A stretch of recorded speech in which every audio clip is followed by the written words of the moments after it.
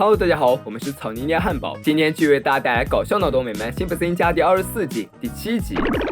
这天，小新又在恶作剧，一位美女走过来向辛巴搭讪，夸奖小新帅气又可爱，还说这么好的基因是遗传谁的。辛巴还以为这美女八成是看上自己了，谁知道人家把他当成小新的爷爷了。辛巴气得心脏病都要犯了。作为一个年轻帅气的男人，这实在太伤自尊了。何以解忧，唯有暴食。万分失落中的辛巴看到同事手中的甜甜圈，一下子又来了精神。这甜甜圈一看就是新品种，量大又好看。可惜他来晚了，甜甜圈已经被吃完了。其他事情可以得过且过，事关甜甜圈绝对不行。通过多方打听，辛巴得知这是在一辆小吃车上买来的。美国警察也真是把人民群众放在了心上，为了帮助辛巴找到这辆车，不惜出动了直升机。最终辛巴好不容易找到了，人家已经卖完了。看他一个人可怜巴巴坐在路边，可能是于心不忍，老板就拿出了还在研发的啤酒甜甜圈，这简直是为辛巴量身定做的。吃了之后赞不绝口，会做甜甜圈在辛巴这就是大爷。两人就这样坐下来攀谈起来。老板名叫特伦斯，在得知他竟然有家庭有孩子之后，辛巴十分震惊。瞧小老弟这身打扮，骷髅戒指，纹身皮带，哪点像一个成了家的人？任谁都不会说他是自家孩子的爷爷。辛巴满是羡慕，知道他们家在找房子，马上把自家旁边那栋楼还在出售的消息告诉了他。辛巴推荐房子，特伦斯很满意，很快就搬过来和他们做了邻居，并表示自己和妻子艾米丽要对这座房子进行改造。一切都完成之后，迎来了两家人的正式会面。特伦斯介绍两个孩子的名字，灯芯荣和霸王龙之后，辛巴觉得自己家孩子的名字太过平平无奇了，就把人家用了几年的名字说改就改了。冰淇淋、蹦极跳、病毒视频，几个人都觉得莫名其妙。互相介绍之后，就是大人和小孩分别培养感情了。兄妹俩来到了霸王龙的房间，新小妹还能看懂那些玩意儿，小新的表现就显得有些差强人意。被当众指出错误的小新面子上有点挂不住，就提议说一起看电视吧。可是霸王龙家里没有电视，他展示了自己看的一些动画，新小妹倒是看得津津有味。新妈分不清报纸上那些话的真伪，两位妈妈的聊天也甚为尴尬。就在这时，小新有些饿了，艾米丽表示新妈可以马上就喂她，并且撩起衣服就开始喂灯芯荣。众所周知，小新是奶瓶喂大的，新妈觉得有点尴尬，就想叫辛巴回家了。谁知道还有更让他大吃一惊的是，辛巴把他头上唯一那几根毛剃了。对于特伦斯一家，辛巴决定一学到底，干脆直接在栅栏上开了个门，连通了两边的庭院。辛巴不喜欢这样，觉得他们两家习惯根本不适合做朋友。辛巴却决定一舔到底，当即决定那就改变一切的习惯，向超酷家庭看齐。虽然辛妈觉得他们家已经很酷了，可惜架不住辛巴可怜巴巴讲着他的往事，以及多么希望能够变成潮爸。辛妈只能展现他一贯的开明，还带上了潮妈认证。就这样，两家的父亲带着两家的孩子开始超酷教学、拳击、溜冰等等，每天都安排得明明白白。在得知小新被辛巴带去看废片，辛妈很不开心，新小妹也不消停，还激动地说她明白了真正的艺术。看着这些不安分的孩子，辛妈只好来找他们的头头。谁知道辛巴的行为更夸张，大夏天围围巾，竟然还表示这是酷。对于孩子的教学，辛巴则表示特伦斯家就是这样的。辛妈对于这种啥都学别人的行为感到无语，但是辛巴不觉得，还挥了挥那满是汗的围巾。在这样打打闹闹之后，迎来了霸王龙的生日。为了表示自己的酷和对朋友孩子生日的重视，自己娃的礼物可以买，霸王龙的礼物必须亲手做。估计三孩子都有点怀疑谁才是亲生的。生日派对气氛还是一如既往的酷，霸王龙还是一如既往的没精打采，好像这个生日就不是为他举办的一样。辛妈与这会场的气氛格格不入，抱着小新误打误撞来到了母婴室，一大群妈妈撩开衣服坐在椅子上喂孩子。艾米丽盛情邀请辛妈加入他们的队伍，顾及辛妈可能害羞，还给她准备了围裙。围裙之下的小新被奶嘴一顿乱戳，一生气就直接打掉了奶瓶。在场妈妈都惊呆了，他们不能理解辛妈为什么不用母乳，不过没关系，辛妈不愿意，他们可以代劳。一群女人气势汹汹就向辛妈围了过去，辛妈也不甘示弱，拿起奶瓶就对准了那些人，大喝一声：“退后！你们在教我做事儿！”说完就逃离了母婴室。霸王龙正在兴致缺缺拆他的生日礼物，很明显里面没有一样是他喜欢的。当他看到辛巴送的礼物时，他笑了，不过是嘲讽的笑，不仅当着小新的面讽刺他老爸，还打算把辛巴的熊样挂在网上。打狗还要看主人呢，何况那是他的老爸。小新当即就和霸王龙扭作一团。就打架这方面，小新还没输过，不过两人很快就被双方的父亲拉开了。两个孩子自然是谁也不服谁，于是辛普森一家就这样被请了出去。辛巴看看着窗外浩浩荡荡的午夜骑车队伍，满是羡慕。直到白天他也不消停，怪小新把他和邻居的友好激情破坏了。无奈之下，小新只好把霸王龙不知好歹的事告诉了辛巴。辛巴也把自己被瞧不起的事说了出来。看这一家人为了陪着自己胡闹，真是受了不少委屈，而且还拿辛妈说事儿。西奴辛巴忍不了了，决定和这家人断绝来往。通道也封住了，孩子也要回来了。和平使者弗兰德努力调和两家人的矛盾，可惜从喜好到对孩子教育都谈崩了。特伦斯还放出狠话，不久之后春田镇就是他的天下。这一切确实来得很快，不久后春田镇就改头换面了。唯一被作为古董遗留下来的就只有老模子酒吧了。虽然外表没变，里面的人倒是一个比一个潮。只有辛妈和辛爸像逃难一样回了家，两个人瑟瑟发抖的抱在一起。除了他们，还有弗兰德家。镇上所有的房屋结构都依照特伦斯家改变了。外界的变化并不足以影响孩子们建立友谊。霸王龙为自己的行为向小新道歉，小新早就没生气了，还有请他一起看电视。霸王龙经不住诱惑跟小新走了。家里没处理的化粪在桶里开始自燃，火势迅速蔓延，可惜没人察觉。所有人都在享受潮牌盛宴。辛爸和辛妈正准备向特伦斯家讲和，一阵难闻的气味突然飘了过来。等他们赶到的时候，房子都快烧没了。如果不及时灭火，整个街区都会完蛋。在这紧要时刻，水管竟然喷不出水，消防用的马也跑了。非常时刻只能用非常手段。辛妈想到自己的那些婴儿食品能够扑灭火焰，最后两家人齐心协力，终于灭了火。艾米丽意识到了自己的错误，是自己看不起的婴儿食品最后拯救了灾难。辛妈表示自己不能用母乳也有遗憾。对于唯一靠母乳喂养的新小妹，小小新投去了艳羡的目光。共患难终于使两家人和好了。两个完全不知情的小男孩也培养了厚厚的友谊。霸王龙终于焕发了小孩子的生机，又蹦又跳要向父亲表示自己要和小新一起玩。虽然和好了，并不代表他们能接受辛普森家的教育方式。在得知春田镇获得了时尚之都的称号后，特伦斯一家头也不回的走了。故事的最后当然是有遗憾的，新小妹终于找到了有共同语言的人，霸王龙终于找回了自己童年的快乐。可这短暂记忆注定只能埋葬在彼此的心里了。本集动漫里其实包含了很多东西，比如说我们到底要不要合群？合群就意味着泯然于众人，可要是不合群就意味着你可能会没有朋友。刚开始辛巴就是想强行融入别人，可是又只能学到一些皮毛，让自己看起来很酷。不像新小妹是真心觉得那个圈子适合自己，她觉得能够和那些人产生共鸣。同时这两个家庭正代表了两种文化，辛普森家代表那种传统意义上的家庭，特伦斯家就是那种更开放更现代的新式家庭。对于不同的文化应该是交流而不是消灭，应该吸取对方的优点完善自身，而不是全然抛弃自己的文化。想起很久以前说美国空气都是甜的那个留学生是多么的无知又可笑。世界上没有哪个国家的文化优于另外一个国家，不论是强行消融自己的文化以融入别人，还是强行要求别人放弃文化以融入自己，都是十分不人道的行为。我国的文化之所以能延绵5000年而长盛不衰，正是因为其中的包容性。文明只有姹紫嫣红之别，绝无高低优劣之分。只有正确认识到这一点，才能真正感受到每一种文化的独特魅力。